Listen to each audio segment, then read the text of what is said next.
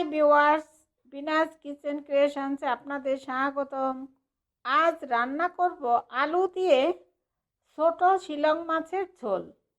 আর এইভাবে জিরা বাটা দিয়ে শিলং মাছ রান্না করলে ভাতের সাথে খেতে কিন্তু দারুণ লাগে। চলুন শিলং মাছ রান্না করতে কী কী উপকরণ লাগবে একবার দেখে নেই। প্রথমে লাগবে নদীর শিলং মাছ। এখানে 2টা শিলং মাছ রয়েছে। মাছগুলো ভালোভাবে ধুয়ে হলুদ লবণ দিয়ে মেখে নিব। আর রয়েছে একটা আলু লম্বা লম্বা করে কেটে নিয়েছি। আর মশলায় রয়েছে 1 চা চামচ জিরা, 3টা শুকনা মরিচ, আধা চা চামচ হলুদের গুঁড়া আর স্বাদ মতো লবণ দিয়ে একসাথে বেটে নিব।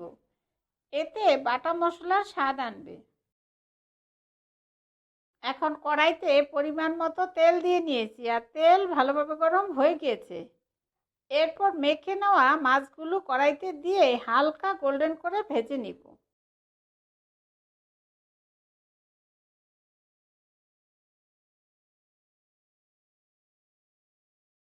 এখন মাছগুলো হালকা গোল্ডেন করে ভাজা হয়ে গিয়েছে, এরপর প্লেটে তুলে নিব।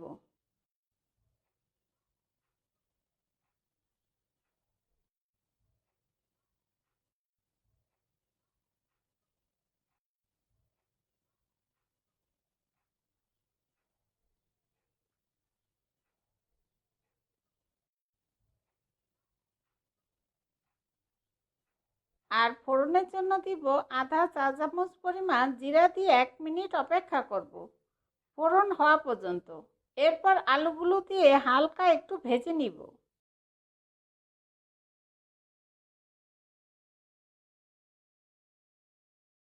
এখন আলুগুলো হালকা ভাজা হয়ে গিয়েছে, এরপর বাটা মশলাগুলো দিয়ে দিব আর ভালোভাবে কষাবো মশলার কাঁচা গন্ধ যাওয়া পর্যন্ত।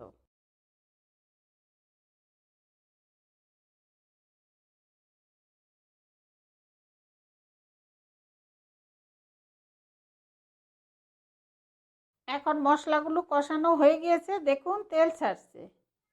এরপর দিব একটা টমেটো দিয়ে 2-3 মিনিট একটু কষাবো টমেটোগুলো গলে যাওয়া পর্যন্ত।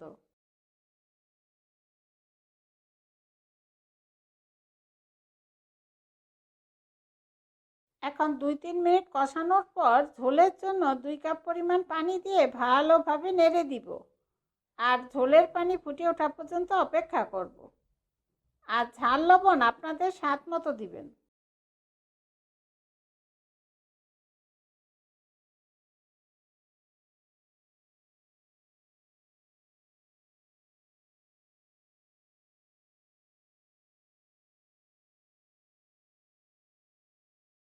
এখন ঝোলের পানি ফুটে উঠেছে, এরপর ভাজা মাছগুলো দিয়ে হালকাভাবে নেড়ে দিব আর মাছের আলুগুলো সিদ্ধ হওয়া পর্যন্ত অপেক্ষা করব।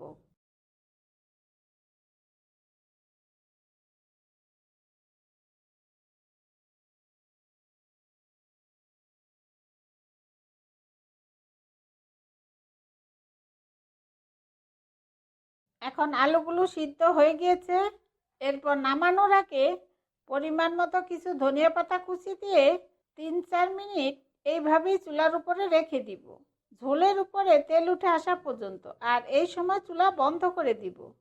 এরপর পরিবেশন করব।